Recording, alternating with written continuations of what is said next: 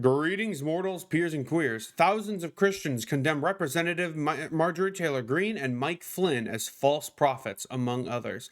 Thousands of people have signed online petitions circulated by a Christian organization condemning Republicans, including Representative Marjorie Taylor Greene and former Trump National Security Advisor Michael Flynn as false prophets. In the description of the petition, the organization, Faithful America, blasts the leaders of the Christian nationalist movement who come to us in sheep's clothing by claiming to speak for Jesus, but ultimately prove themselves to be ravenous wolves who manipulate the language of religion and care only for themselves, devouring the rights of non-Christians, women, migrant families, voters, and the LGBTQ community.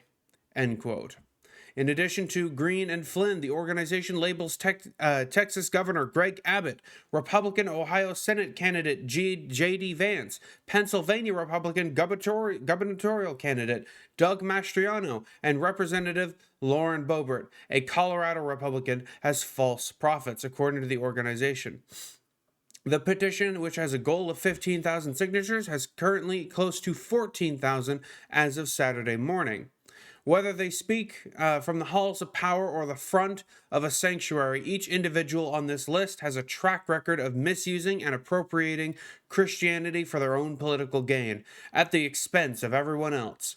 Our goal is to expose Christian nationalism's distortion of our faith and hold unjust rulers and corrupt religious leaders accountable, just as Jesus and the Hebrew prophets did, Reverend Kate Forlich said in a statement in a press release.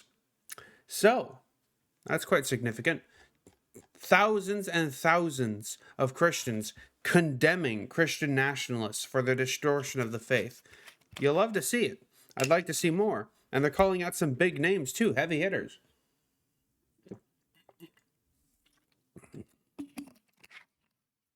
I don't know if it'll work, because I think we're at the point where the Christian right is just so the far right is just so deranged that any criticism of them will just feed into their, self-imposed victim complex as they crush everyone else in their path, as they are actively stripping away the rights of everyone else around them. They complain that they are the ones being oppressed when they receive the slightest criticism for, trampling over the rights of everyone else nearby.